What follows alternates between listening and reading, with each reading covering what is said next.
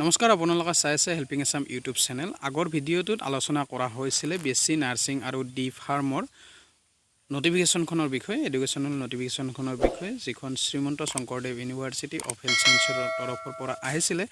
আজিৰ এই ভিডিঅ'টোত আলোচনা কৰা হ'ব এক্সাম পেটাৰ্ণ আৰু ইলিজিবিলিটি ক্ৰাইটেৰিয়াৰ বিষয়ে। গতিকে ভিডিঅ'টো অলপ দীঘলীয়া হ'ব পাৰে, তথাপিতো শেষলৈ চাই থাকিব। ইয়াত আপোনালোকে দেখা পাইছে Common Entrance Examination for Selection of Candidate for Admission into BSc Nursing and D-Pharm courses in the Institute under Directorate of Medical Education Assam। 1 নম্বৰ পইণ্টটো দিয়া আছে, এক্সামটো হ'ব 20 ডিচেম্বৰ 2020 হ'ব। চেণ্টাৰসমূহ থাকিব গুৱাহাটী, ডিব্ৰুগড়, শিলচৰ, যোৰহাট, বৰপেটা, তেজপুৰ।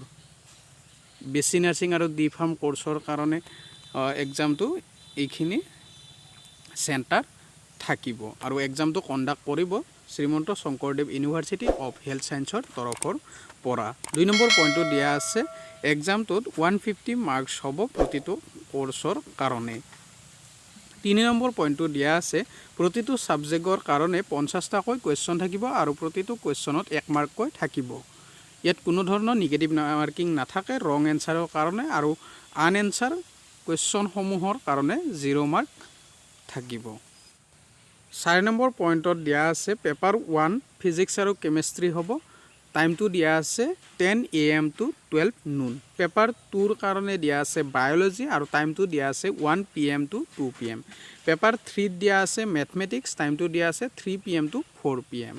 5 নম্বৰ পইণ্টটো দিয়া আছে কুৱেশ্যন পেপাৰসমূহ 10+2 ষ্টেণ্ডাৰ্ড অৰ্থাৎ হাই ছেকেণ্ডাৰী লেভেলৰ পেপাৰ থাকিব আৰু পেপাৰ 1ত 100টা কুৱেশ্যন থাকিব, 50টা কুৱেশ্যন ফিজিক্স পাৰ্টৰ কাৰণে আৰু 50টা কুৱেশ্যন থাকিব কেমেষ্ট্ৰি পাৰ্টৰ কাৰণে। পেপাৰটোত 50টা কুৱেশ্যন থাকিব বায়'লজিৰ কাৰণে আৰু পেপাৰ 3ত 50টা কুৱেশ্যন থাকিব মেথমেটিক্সৰ কাৰণে।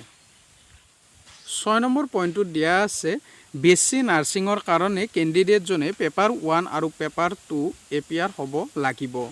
একেদৰে D-Pharm কোৰ্চৰ কাৰণে কেণ্ডিডেটজনে পেপাৰ 1 আৰু পেপাৰ 2 নাইবা পেপাৰ 3 যিকোনো এখন এপিয়াৰ হ'লে হ'ব। তাৰপাছত দিয়া আছে কেণ্ডিডেটজনে যদি D-Pharmৰ কাৰণে পেপাৰ 2 আৰু পেপাৰ 3 দুখনে এপিয়াৰ হ'ব বিচাৰে তেতিয়াহ'লে এপিয়াৰ হ'ব পাৰিব, কিন্তু যিখন পেপাৰত হায়েষ্ট মাৰ্ক পাব বা হায়াৰ মাৰ্ক পাব সেইখন পেপাৰহে কাউণ্ট কৰা হ'ব।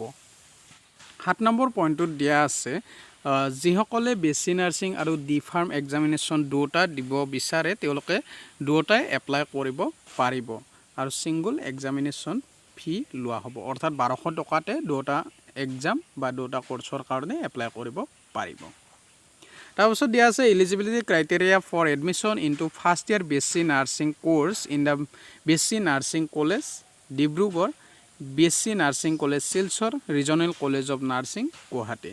ইয়াত এলিজিবিলিটি ক্ৰাইটেৰিয়াসমূহ দিয়া আছে। 1 নম্বৰতে দিয়া আছে এপ্লিকেণ্টজন ফিমেল কেণ্ডিডেট হ'ব লাগিব।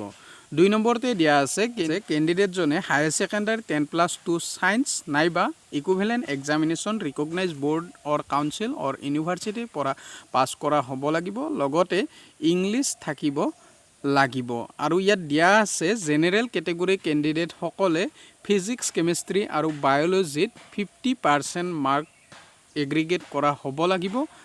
আনহাতে SC, ST plain, ST hill category কেণ্ডিডেটসকলে 40% মাৰ্ক পাব লাগিব ফিজিক্স, কেমেষ্ট্ৰি, বায়'লজিত।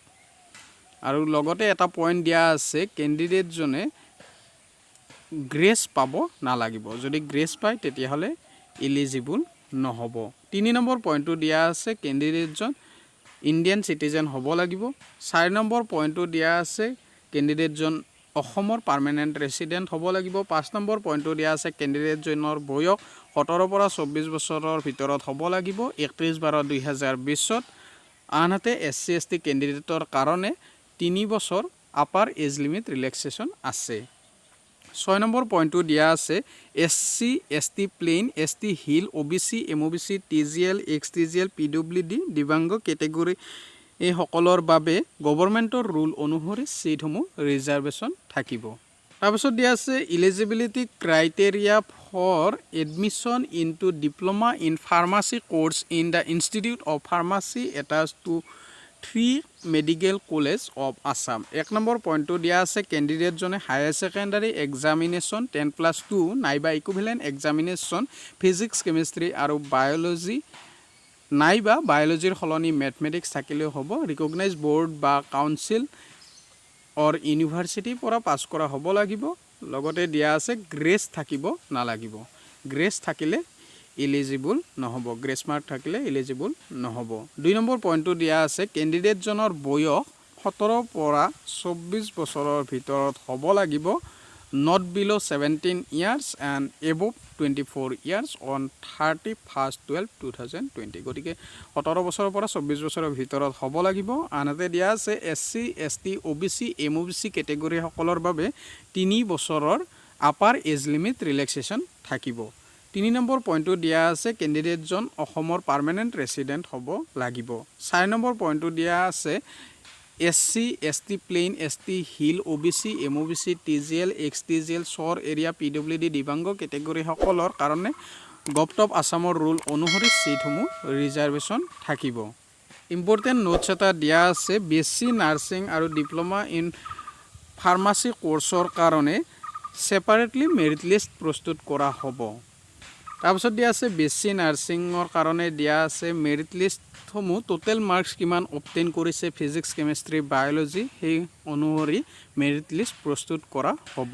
লগতে ইয়াত উল্লেখ কৰা আছে প্ৰতিটো ছাবজেক্টৰ ক্ষেত্ৰতো কিমান মাৰ্কছ অবটেইন কৰিছে সেইখিনিও উল্লেখ কৰা থাকিব।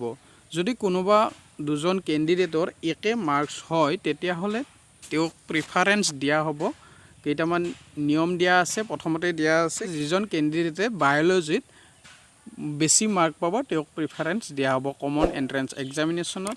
তাৰপিছত 2 নম্বৰ পইণ্টটো দিয়া আছে যদি কেণ্ডিডেটজনে কেমিষ্ট্ৰিত বেছি মাৰ্ক পায় তেতিয়াহ'লে প্ৰিফাৰেঞ্চ দিয়া হ'ব।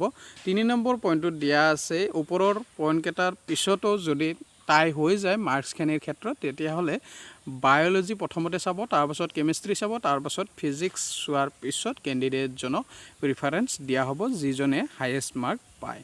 তাৰপাছত বি দিয়া আছে ডি ফাৰ্ম কোৰ্চ। নিয়মখিনি একে থাকিব, BSc নাৰ্ছিঙৰ দৰে একে নিয়মে থাকিব।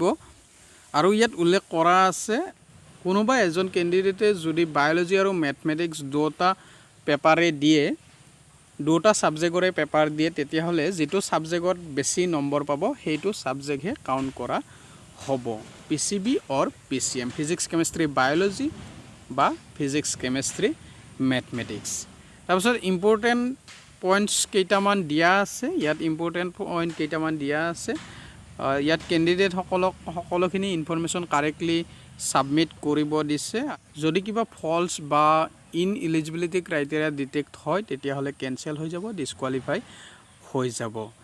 তাৰপাছত দিয়া আছে কেণ্ডিডেটজনৰ ৰিজাৰ্ভ কেটেগৰীৰ কাৰণে অৰিজিনেল চাৰ্টিফিকেটসমূহ কনচাৰ্ণ অথৰিটিক কাউন্সিলিঙৰ টাইমত ছাবমিট কৰিব লাগিব।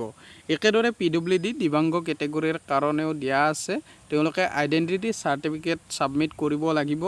ইয়াত দিয়া আছে অথৰিটিসমূহ ষ্টেট লেভেল মেডিকেল বৰ্ড অৰ ডিষ্ট্ৰিক্ট লেভেল মেডিকেল বৰ্ডৰ পৰা চাৰ্টিফিকেট ল'ব লাগিব।